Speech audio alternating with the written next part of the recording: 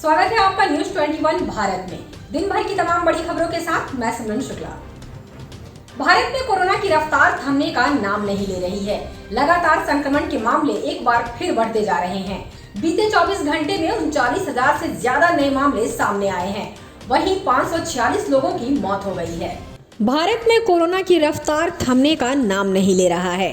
लगातार संक्रमण के मामले एक बार फिर बढ़ते जा रहे हैं। बीते 24 घंटे में 39,000 से ज्यादा नए मामले सामने आए हैं। वहीं 546 लोगों की मौत हो गई है। देश में कोरोना संक्रमण के मामलों में लगातार उतार चढ़ाव देखने को मिल रहा है। किसी दिन मामले घट जाते हैं तो किसी दिन अचानक नए केस सामने आ जाते हैं। केंद्रीय स्वास्थ्य मंत्रालय के मुताबिक पिछले 24 घंटे के दौरान देश में कुल 39,097 नए मामले दर्ज किए गए, जबकि 546 लोगों ने अपनी जान गंवा दी है। झारखंड की राजधानी रांची में मानसून सामान्य रूप से सक्रिय है।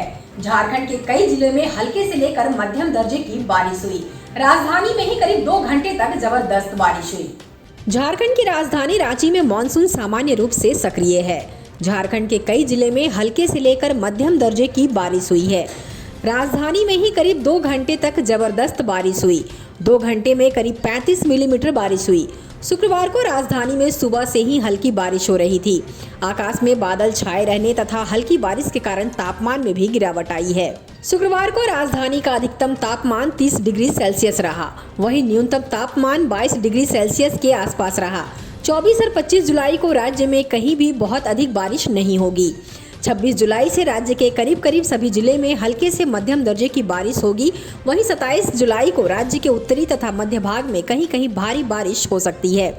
28 जुलाई से मौसम साफ हो सकता है।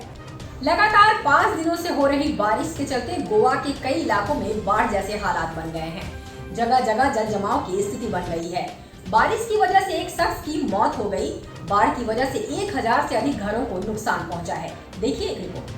लगातार 5 दिनों से हो रही बारिश के चलते गोवा के कई इलाकों में बाढ़ जैसे हालात बन गए हैं।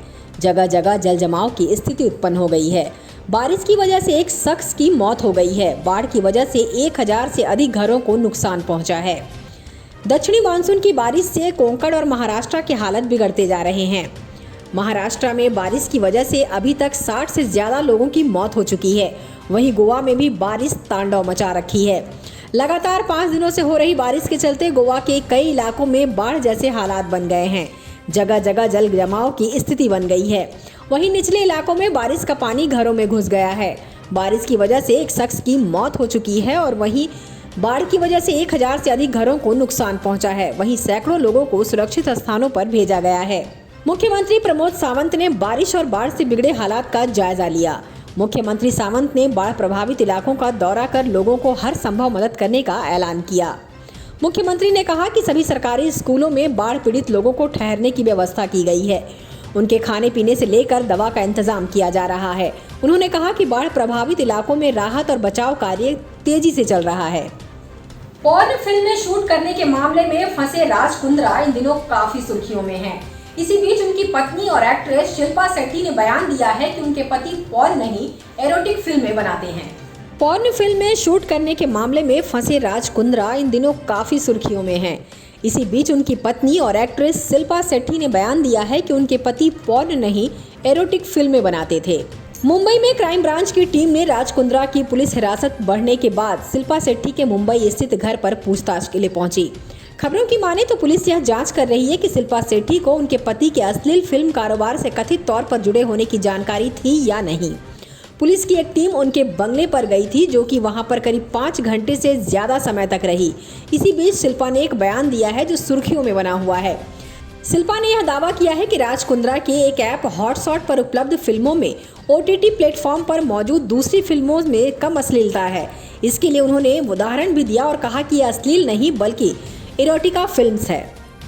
झारखंड की राजधानी रांची के चुटिया थाना क्षेत्र के गोसाई टोली में एक बंद घर से एक व्यक्ति का शव बरामद किया गया है। मृतक की पहचान लोकेश कुमार के रूप में की गई है, जो कि सिमरिया चतरा का रहने वाला है। यहाँ किराए के मकान में रहता था। राजधानी रांची के चुटिया थाना क्षेत्र के गोसाई टोली में एक बंद घर से एक व्यक्ति का शव बरामद किया गया है। मृतक की पहचान लोकेश कुमार के रूप में हुई है, जो कि सिमरिया चतरा का रहने वाला है। यहाँ किराए के मकान में रहता था। चुटिया थाना पुलिस ने शव को कब्जे में लेकर पोस्टमार्टम के लिए भेज दिया है।